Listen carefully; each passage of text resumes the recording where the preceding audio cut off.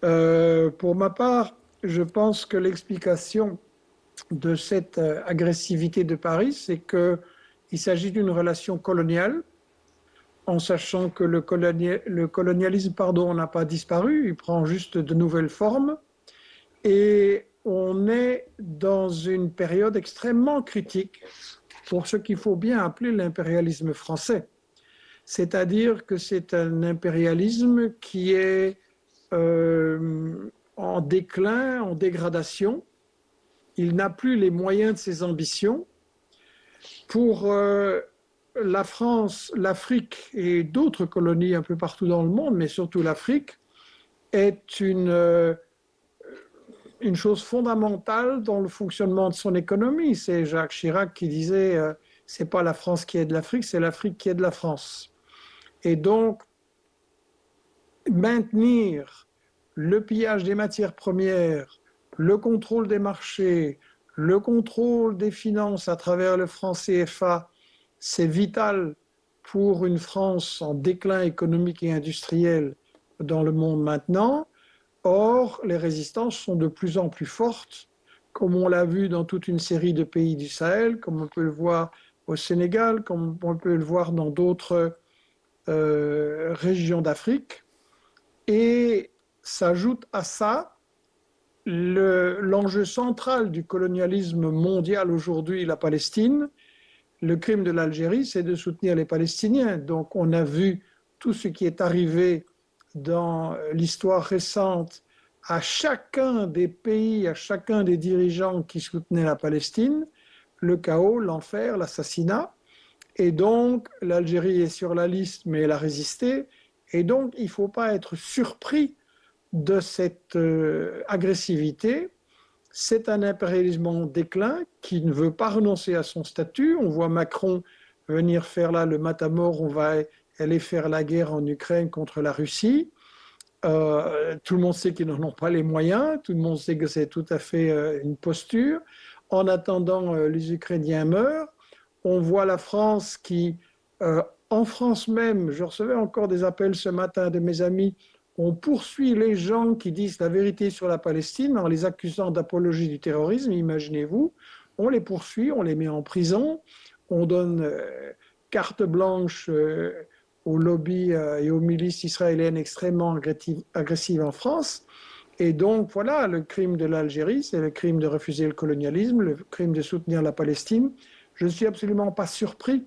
Je pense que le débat entre nous doit moins porter sur pourquoi la France fait ça et davantage sur comment allons-nous nous organiser Oui.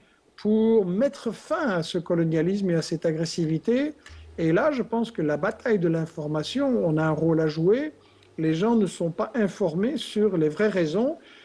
Demandez dans la rue aux Français ou aux Belges qu'est-ce que la France a fait en Algérie au 19e et dans la première moitié du 20e, et ils ne savent pas. Donc il y a un énorme travail à faire là-dessus pour que les gens comprennent et qu'à la limite, ce débat devienne inutile parce que les gens auront compris. Oui, mais la droitisation est extrême aussi de la scène politique en France. On a vu cette semaine un ancien Premier ministre dire que la colonisation n'était pas un crime. C'est plus que choquant, c'est du révisionnisme, c'est aussi renier tout ce qui a été fait au peuple algérien, tous les crimes, même si la criminalisation du colonialisme attend toujours, notamment dans les sphères ou dans les institutions internationales, il y a tout de même un ton et un discours nauséabond qui n'a pas été observé, on va dire, les 30 ou 40 dernières années, mais il y a un retour aujourd'hui et il y a plus à craindre avec les élections à venir en France qui pourraient installer cette caste, ces partis ou ces cercles politiques qui sont extrêmement hostiles, pas rien qu'à l'Algérie d'ailleurs. Alors je suis extrêmement inquiet quand je vois ce qui se passe en France et quand j'en parle à mes amis français. Il faut employer les mots corrects.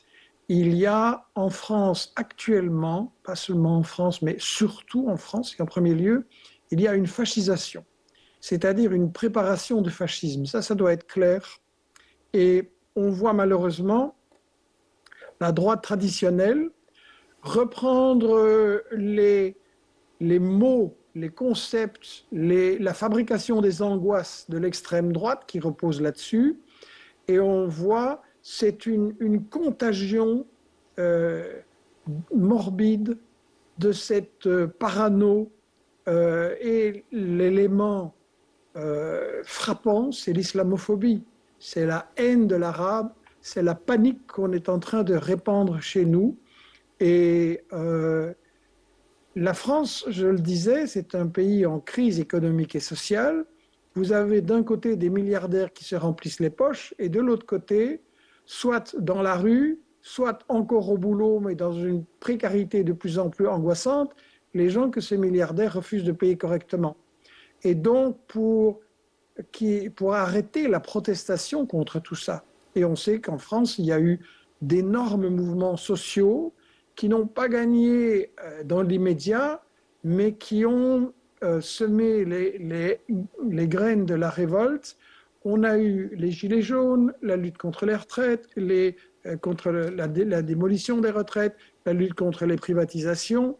Et on a, à côté de ça, le régime Macron et tous ces partis qui le suivent, qui se rivalisent pour augmenter les privilèges aux riches et pour dégrader les conditions de travail, de salaire, de revenus. Donc, quand vous voulez faire oublier ça, il vous faut un ennemi, il vous faut un bouc émissaire. Oui. Et donc là, on a Poutine, on a les Palestiniens, on a les Arabes, on a l'Algérie, on a Maduro et le Venezuela. Et je pense qu'un point très important est de montrer les connexions entre les différents théâtres de guerre et les différents théâtres de pillage. Je suis en train de préparer là une petite émission, La Minute Michel, sur ce qui se passe au Congo. Ça, c'est quand même un peuple qui souffre terriblement. C'est un pays très riche. Les gens crèvent de pauvreté. Il y a quelques jours encore, une montagne d'une mine de cobalt s'est effondrée, 40 tués. On n'a pas une ligne dans la presse occidentale. Et derrière ça, vous retrouvez des sociétés des États-Unis, d'Israël, des Émirats arabes unis, qui exploitent l'or, le diamant, le coltan, qui volent les richesses du Congo et qui se construisent d'énormes fortunes. Donc, on doit absolument parler de ça pour expliquer pourquoi, et pour expliquer surtout, pour revenir à votre question, quand la France fait la guerre ou soutient la guerre à des peuples du Sud, elle fait en même temps la guerre à ses propres travailleurs, et ça nous indique qu'on doit arriver à construire par la bataille de l'information une unité, un front de résistance, parce que les Français sont victimes aussi de cette politique agressive.